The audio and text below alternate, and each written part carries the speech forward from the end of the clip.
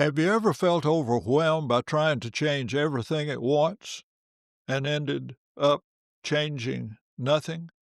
What if real growth isn't about learning more, but about learning less and actually using it? Could one small mustard seed habit make more difference in your life than all the books, classes, and seminars combined? Why do small, consistent steps often lead to lasting change while big bursts of motivation fade so quickly? Welcome to Gleaning Mustard Seeds with Jerrie Barber.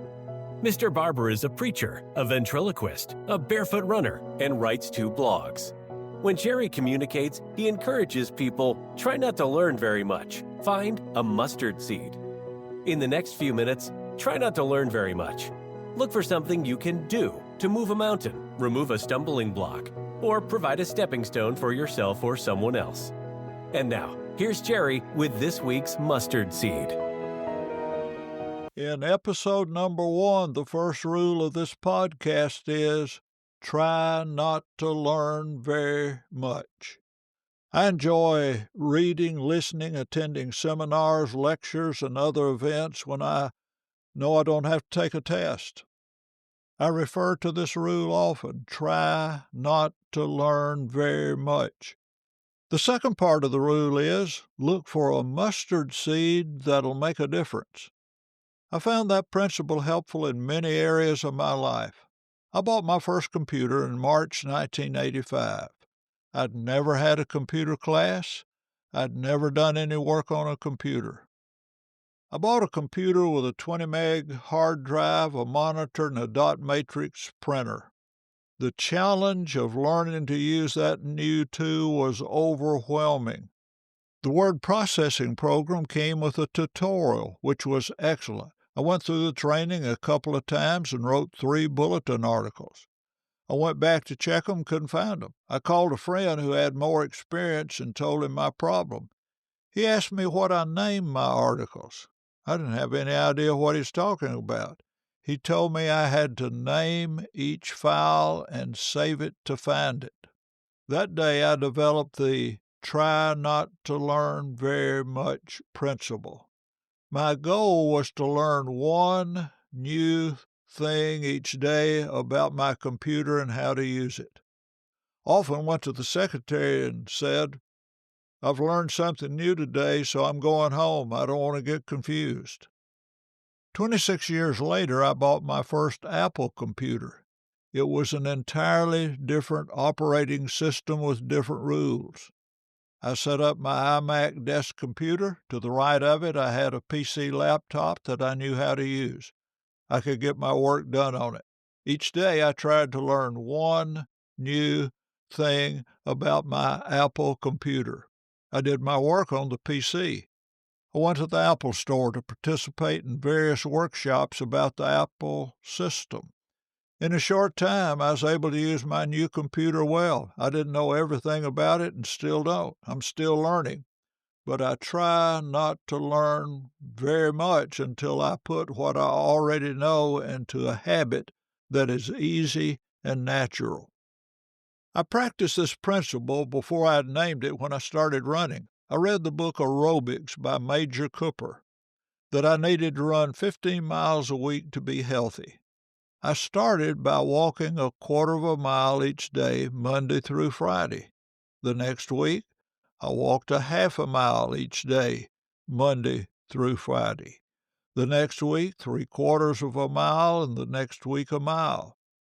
The following week, I walked 3/4 of a mile and jogged a quarter of a mile each day. The next week, walk a quarter, jog a quarter, walk a quarter, jog a quarter.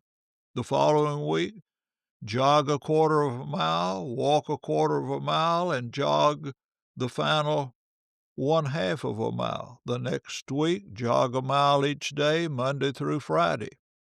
The following weeks, I added a mile each week. 2 miles on Monday, a mile each day, Tuesday through Friday. That process continued until I was running 15 miles each week. The way I chose to do it was 5 miles on Monday, 4 on Tuesday, 3 on Wednesday, 2 on Thursday, and 1 on Friday. It got easier every day. When I decided to ride a bicycle from the bridge on the Natchez Trace near Franklin, Tennessee to the Alabama state line, I started with short distances. I gradually increased the mileage until I completed the 100-mile trip, along with other members of the Bears Chapel Church of Christ. It started with a little and ended with a lot. I discussed this in episode 26, Investing in Exercise, number 1. When I decided to start running without shoes in March 2010, I used the same principle. If you're interested, you can listen to episode 27, Investing in Exercise 2.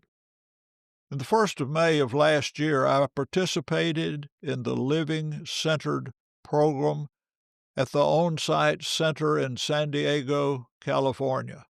I was excited and thrilled when on our last day, they told us not to learn very much.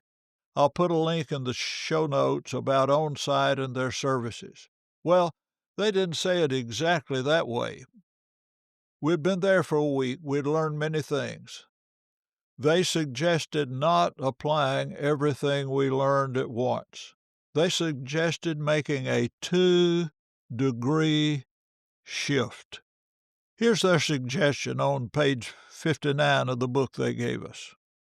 While we would love to see big sweeping changes in ourselves or in our surroundings, the fact is that most of the time lasting change is gradual and requires consistency.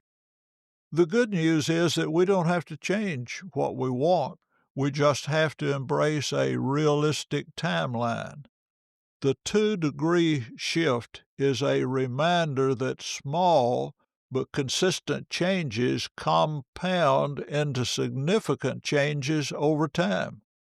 The temptation is to do everything and to do it now.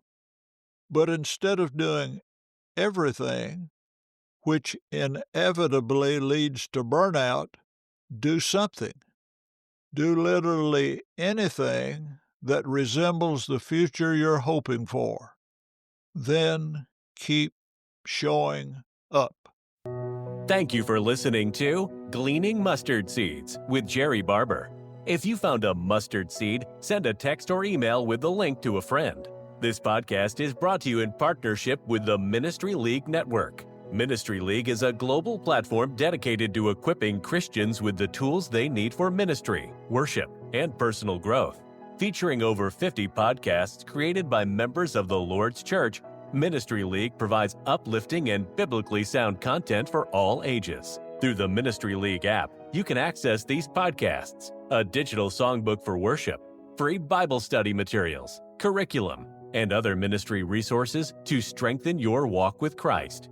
Don't miss out on the latest updates and podcast episodes.